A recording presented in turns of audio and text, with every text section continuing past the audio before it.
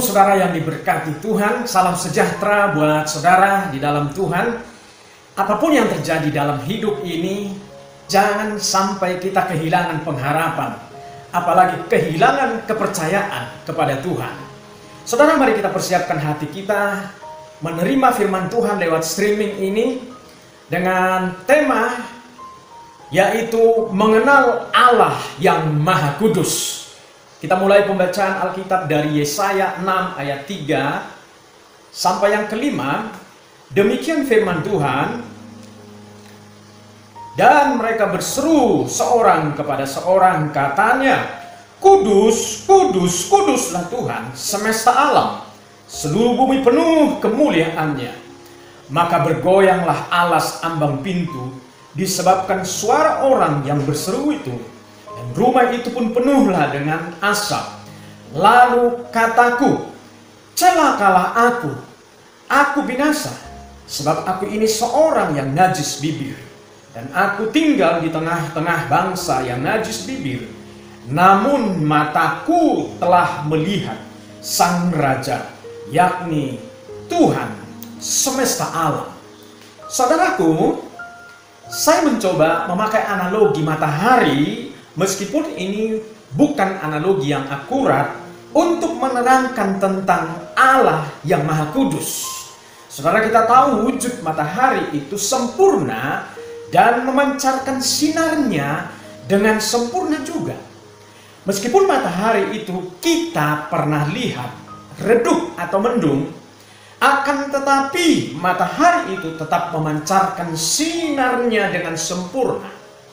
Bukan sinar matahari itu yang berkurang, melainkan awan atau ozon yang kotor yang ada di angkasa yang menghalangi sinarnya matahari itu sehingga kelihatan mendung. Saudaraku, demikian juga Allah. Kekudusan Allah tidak pernah berkurang. Pengenalan kitalah yang kurang, sehingga kita melihat Allah yang kudus itu menjadi buram atau tidak nampak dengan jelas.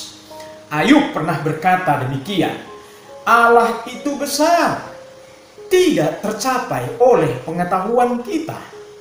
Jumlah tahunnya tidak dapat diselidiki. Di dalam Ayub 36 ayat yang ke-26. Saudaraku, walaupun pengetahuan kita terbatas untuk mengerti tentang Allah, namun demikian Allah mengundang kita untuk mengenal dirinya. Memang kita tidak bisa mengenal Allah dengan sempurna, tetapi kita dapat mengenalnya secara benar. Allah ingin supaya kita memandang dirinya secara benar dan utuh. Saudaraku, mengapa Allah mengundang kita untuk mengenal Dia sebagai Allah yang kudus? Yang pertama, sebab dengan mengenal Allah yang Maha Kudus, maka kita akan memahami siapa diri kita yang sebenarnya. Di dalam Yesaya 6 ayat yang kelima dikatakan, celakalah aku binasa, sebab aku ini seorang yang najis bibir, dan aku tinggal di tengah-tengah bangsa yang najis bibir.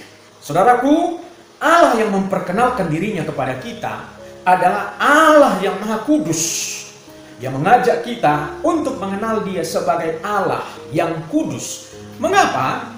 Karena pengenalan kita akan Allah yang kudus akan menentukan sikap kita, rasa hormat kita kepada Dia, dan menentukan bagaimana kita harus hidup. Dengan mengenal Allah yang Maha Kudus, maka kita akan mengenali diri kita yang sebenarnya di hadapan Allah. Kalau kita merasa diri kita begitu rendah, hina, dan kotor, itu disebabkan karena kita semakin mengenal Allah yang kudus, atau sedang bertemu dengan kekudusan Allah. Tetapi kalau kita merasa diri kita begitu benar, suci tanpa salah, apalagi dibandingkan dengan orang lain, bahwa aku lebih benar daripada orang yang lain, itu disebabkan karena kita tidak mengenal Allah yang kudus itu. Kalau kita mengenal Allah yang kudus, maka kita akan mengenali diri kita yang penuh dengan dosa, yang penuh dengan kekotoran dan kenajisan oleh perkara-perkara dunia ini. Saudaraku, kebenaran apa yang kita temukan di dalam diri Yesaya maupun di dalam diri Paulus? Mengapa Yesaya membuat pernyataan, celakalah aku, binasalah aku, sebab aku seorang yang najis bibir. Aku tinggal di tengah-tengah bangsa yang najis bibir. Jawabannya adalah karena dia bertemu dengan Allah yang Maha Kudus. Dia melihat Allah dalam kesempurnaan kekudusannya. Pada saat itulah Yesaya menyadari dirinya seorang yang najis dan rendah di hadapan Allah. Sebagai ilustrasi, kita mengenal kaca kristal yang begitu bersih. Tetapi saudara-saudara, waktu sebuah benda kecil sekalipun menempel pada kaca kristal yang bersih itu, maka noda dan kotoran yang ada yang menempel di dalam kaca itu akan nampak dengan jelas. Tetapi ketika kaca itu buram, satu noda, satu titik noda, bahkan benda menempel pada kaca yang buram itu, maka noda atau benda yang menempel pada kaca itu nyaris tidak kelihatan. Ini adalah sebuah ilustrasi. Tuhan itu begitu suci, begitu mulia, begitu kudus. Kita yang kotor, yang najis ini akan sangat nampak kenajisan dan kekotoran kita di hadapan Tuhan yang kudus. Kemudian saudara-saudara, mengapa Paulus merasa dirinya yang paling berdosa? Di dalam 1 Timotius 1 ayat yang ke-15 berkata begini, perkataan ini benar dan patut diterima sepenuhnya. Kristus Yesus datang ke dunia untuk menyelamatkan orang berdosa, dan di antara mereka akulah yang paling berdosa. Saudaraku, mengapa Paulus merasa dirinya yang paling berdosa? Jawabannya adalah karena Paulus telah mengalami kasih karunia Allah dengan limpahnya. Paulus melihat bahwa Allah yang kudus itu memberikan kasih karunia-Nya dengan limpahnya kepada dirinya pada saat ia dalam kondisi berdosa, dalam kondisi rusak, seorang penghujat, penganiaya, dan seorang yang ganas terhadap orang-orang Kristen. Paulus mengenal Allah yang kasih itu adalah Allah yang Maha Kudus. Paulus melihat kontrasnya dirinya yang begitu berdosa dibandingkan dengan diri Allah yang begitu kudus dan mulia. Dengan demikian Paulus sadar siapa dirinya, sehingga ia berkata, akulah yang paling berdosa di antara mereka. Hasilnya adalah dia semakin gentar, takut, dan semakin menyembah Allah yang kudus itu. Kemudian selanjutnya, mengapa Allah mengundang kita untuk mengenali dirinya yang Maha Kudus? Yang kedua, sebab dengan mengenal Allah yang Maha Kudus, kita akan mengerti makna kasih karunia Allah. Di dalam 1 Timotius 1 ayat 14 dan 15 di sana berkata, malah kasih karunia Tuhan kita itu telah dikaruniakannya dengan limpahnya kepadaku, dengan iman dan kasih dalam Kristus Yesus. Perkataan ini benar dan patut diterima sepenuhnya. Kristus Yesus datang ke dunia untuk menyelamatkan orang berdosa, dan di antara mereka akulah yang paling berdosa. Saudara yang dikasihi oleh Tuhan Yesus, hari-hari ini terjadi pergeseran makna kasih karunia. Kasih karunia sudah dianggap menjadi barang murahan, bahkan menjadi tameng untuk membela diri. Kasih karunia bukan lagi dilihat sebagai anugerah yang tidak dapat dibeli, yang tidak lagi dilihat sebagai korban berharga, yang dipersembahkan. Mengapa kasih karunia dibuat sebagai barang murahan? Karena banyak orang Kristen yang tidak memahami Allah secara benar dan seutuhnya, hanya melihat sebagian dari diri Allah. Pemahaman kita akan Allah yang Maha Kasih akan menjadi kabur kalau kita tidak memahami Allah sebagai Allah yang kudus juga.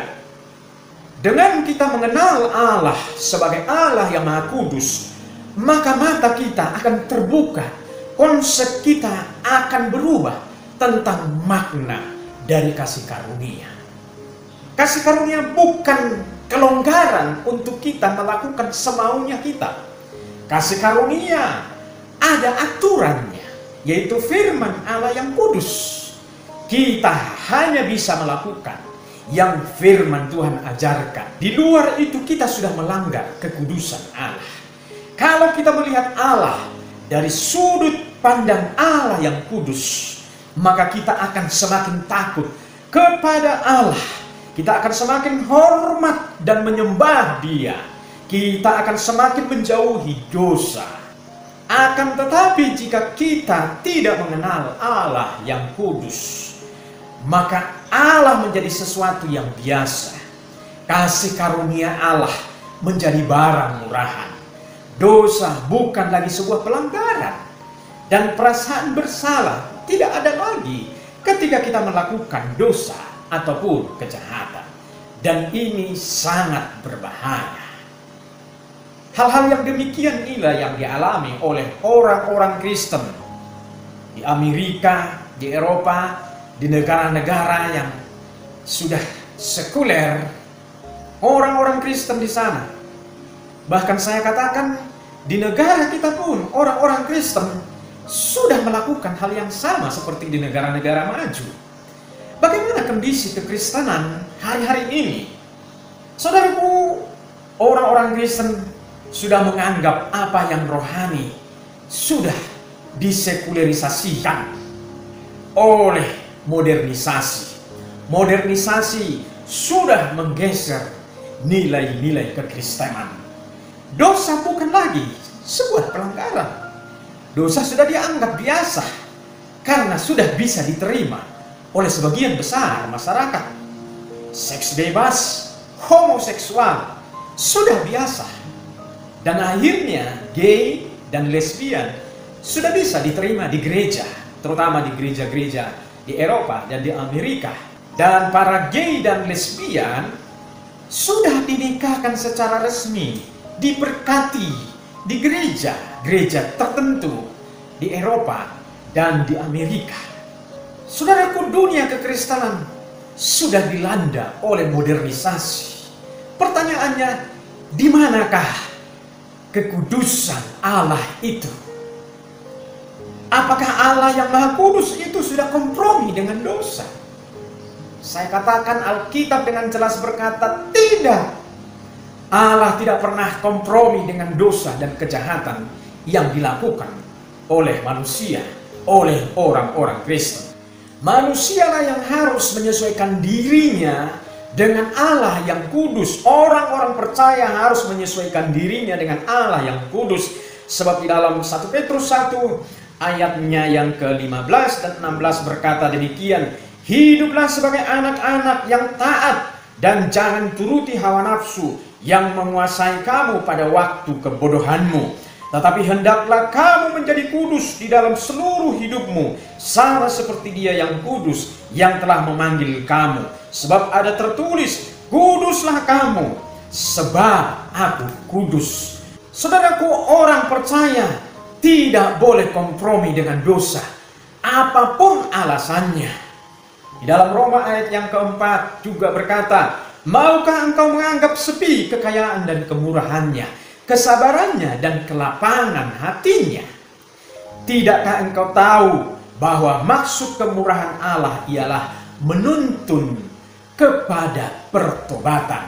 Saudaraku, kitalah yang harus menyesuaikan diri kita dengan kekudusan Allah.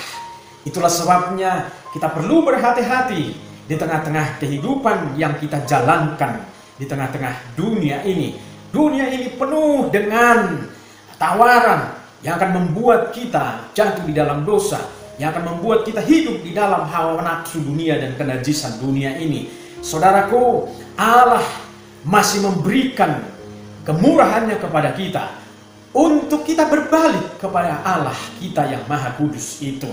Sebab jika kita tidak mau, maka kesabaran dan kelapangan hati Allah akan berhenti pada waktunya. Selama kemurahan Allah masih ada, mari kita benahi diri kita, mari kita sesuaikan diri kita dengan kekudusan Allah.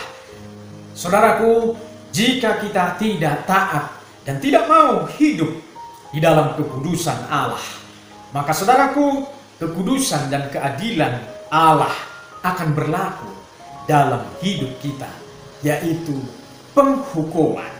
Sebabnya saudara-saudaraku, selama kemurahan hati Allah masih berlaku, mari kita sekali lagi membenahi diri kita di hadapan Tuhan, supaya kita menjadi orang-orang percaya yang kedapatan kudus dan yang berkenan di hadapannya. Kiranya firman Tuhan ini memberkati kita sekalian. Amin. Mari kita berdoa. Ya Tuhan, kami bersyukur buat Allah yang kudus, yang telah menyatakan dirinya kepada kami orang berdosa melalui Yesus Kristus, anaknya yang tunggal.